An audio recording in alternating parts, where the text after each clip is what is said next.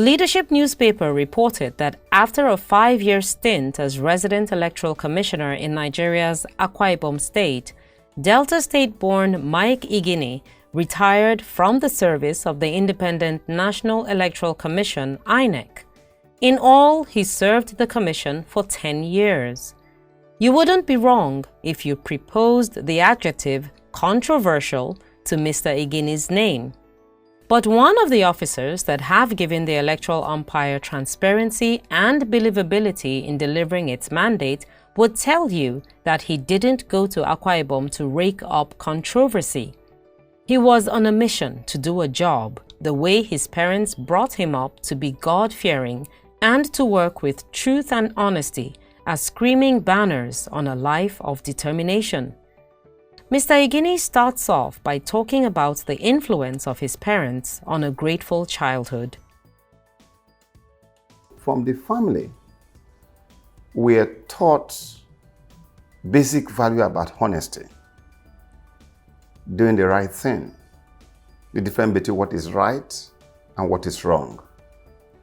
We are taught, my parents taught us, that there's reward for doing the right thing and there's punishment for doing the wrong thing. So the emphasis was for us to do the right thing. And every time we did the right thing, we were rewarded by acknowledgement or other forms. And whenever we went wrong, my father, because he will say, you must say the truth. You must say the truth.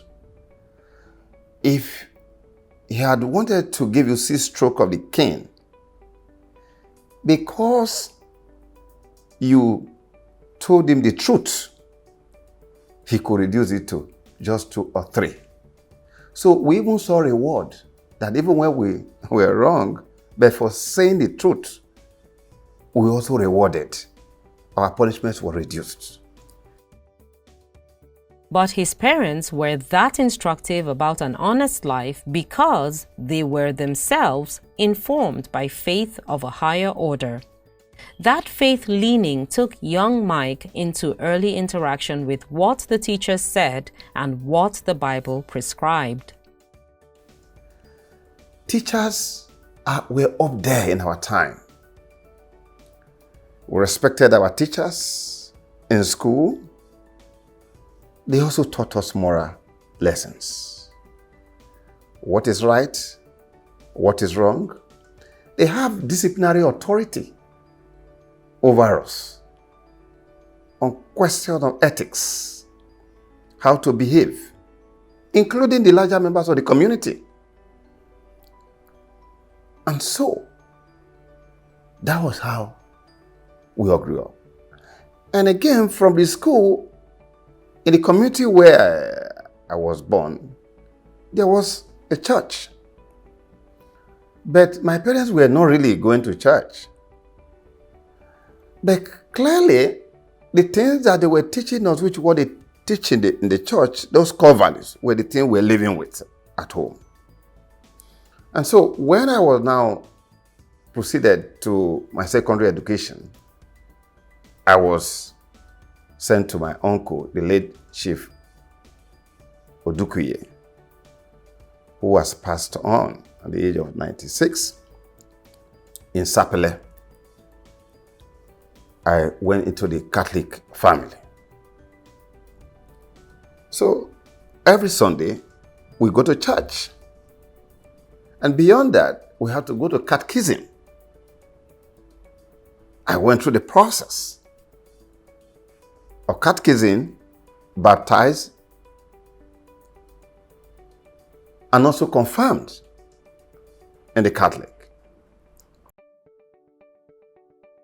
At that early stage of life, there was no way Mr. Igini would know that the early exposure to faith and morals would eventually play a part in his battle for election probity over a 10-year tenure at INEC that clearly would have flattened the faint-hearted.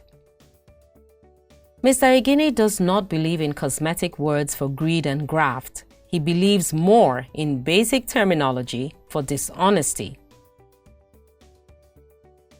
the church, when we are taught basic values, the 10 Commandments, loving your neighbors yourself, thou shalt not steal, because the whole problem we have in our society today, which we call corruption, is stealing.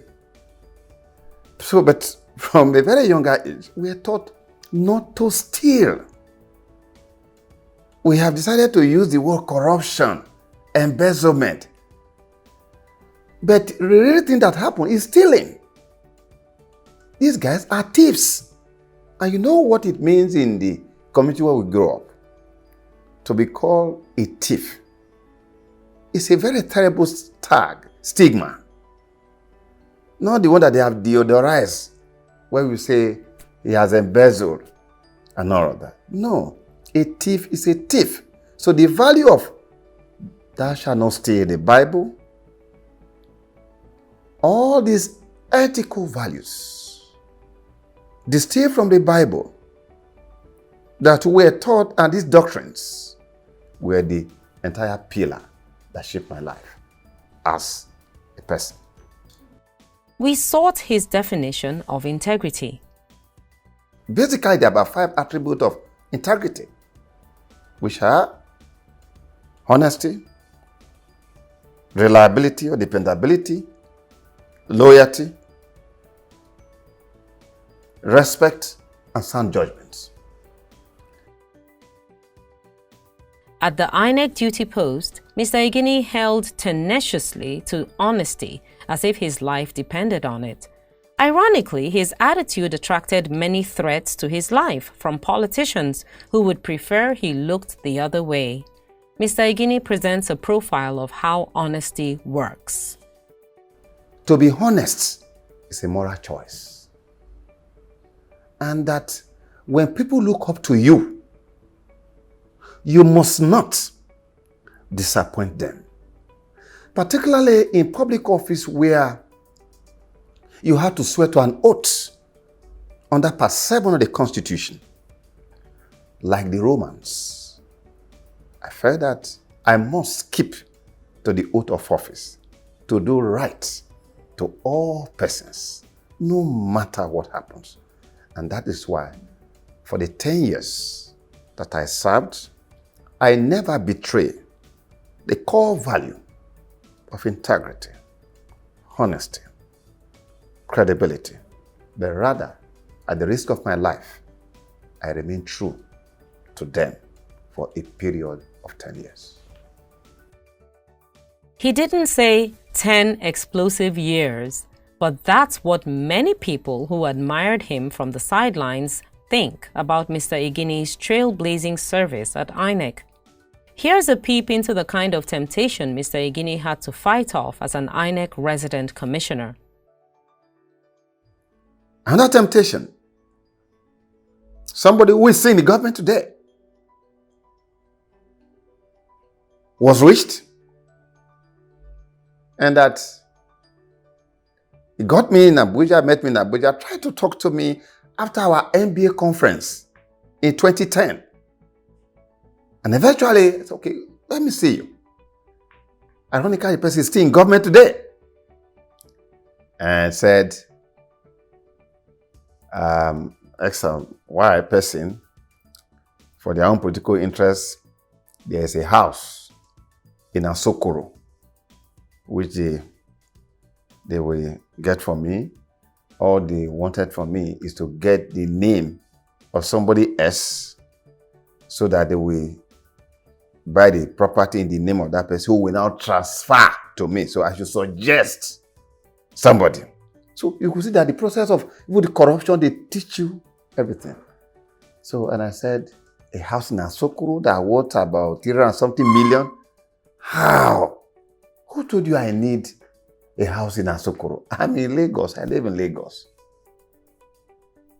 And I warned him that I don't expect this. You, who has held yourself out as a civil society person, you are the one asked to do this?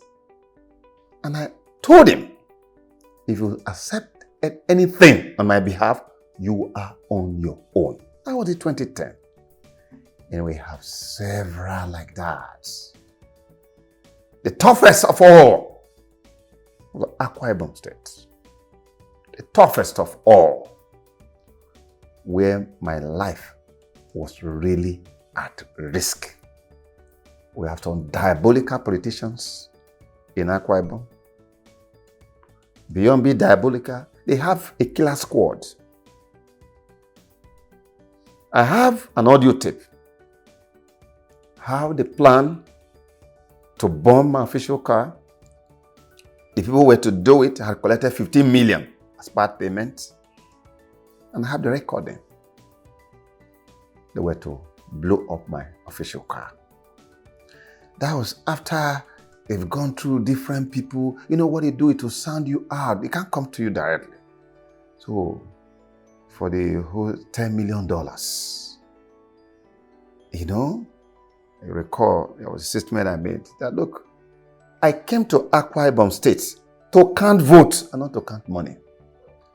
And that the integrity of the public office, public faith in that integrity, that we will do the right thing, must take priority over any consideration.